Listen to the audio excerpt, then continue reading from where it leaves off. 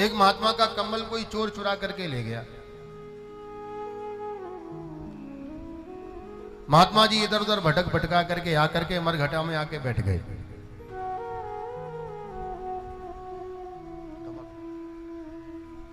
मरघट में आके महात्मा जी बैठ गए। किसी ने कहा महाराज यहां काय को बैठे हो? अरे बोले हमारा कम्बल चोरी हो गया। अरे बोले ये कोई ढूंढने की जगह है? कम्बल चोरी हुआ है तो बाजार में ढूंढो, चोर उधर मिलेगा, गांव में ढूंढो, बस्ती में ढूंढो।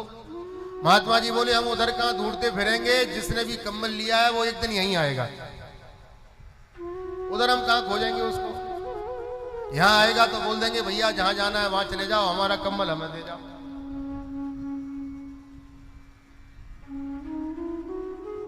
सांसारिक भौतिक उपलब्धियों के लिए कभी किसी सत्कर्म को दांव पे नहीं लगाना चाहिए, कभी मत लगाइए। भीष्म गीता में 100 श्लोकों की भीष्म गीता है महाभारत में, उसमें एक प्रसंग आता है। कलयुग में सबसे बड़ा होता है अश्वमेध यज्ञ। कोई अश्वमेध यज्ञ कर नहीं सकता, बड़ा भारी उसका वो होता है।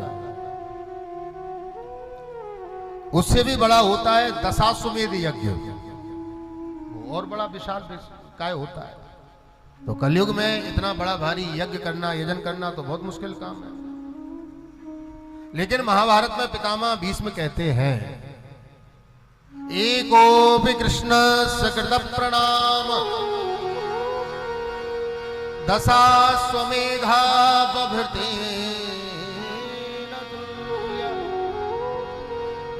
दशाश्वमेधि पुनरेति जन्मा कृष्ण प्रणामी न पुनर्।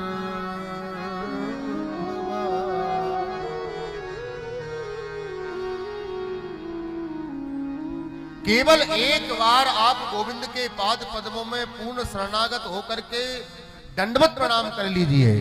केवल एक बार दंडवत प्रणाम करने मात्र से आपको 10,000 दशाश्वमेध यज्ञ का प्रणाम फल प्राप्त हो जाएगा। एक बार साष्टांग दंडवत कीजिए।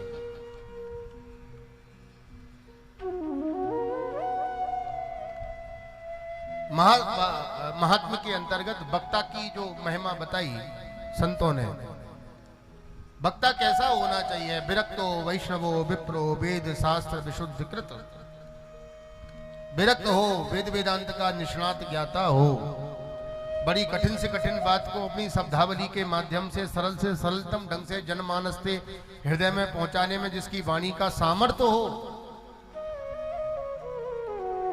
किसी अनादकारी से कथा आदि नहीं सुनना चाहिए। उसका कारण है, देखो फूल से रस हम भी निकालते हैं, हम रस भी नहीं निकाल पाते और फूल को बर्बाद कर देते हैं। और फूल से रस भौरा भी निकालता है, पुष्प का भी कुछ नहीं बिगड़ता और पूरा पराग ले लेता है, पूरा आनंद ले लेता है। ठीक उसी प्रकार अधिकारी वक्ता जो होगा, वेद वेदांत का ज्ञाता होगा, गुरुमुख जिसके माध्यम से गुरु चरण सेवा जिसके जीवन में उत्प्रोत होगी, वो ग्रंथ की भी मर्यादा रखेगा और आपको आनंद भी दिलाएगा। महाभवे शस्त्र विताम परीक्षा। भाई आपके पास हथियार कितना भी बढ़िया हो, पर उसकी परीक्षा कब होगी? रण में, रण क्षेत्र में तो हथियार का उपयोग होता है। महाभवे शस्त्र विताम परीक्षा धनंजय धातात्सम परीक्षा।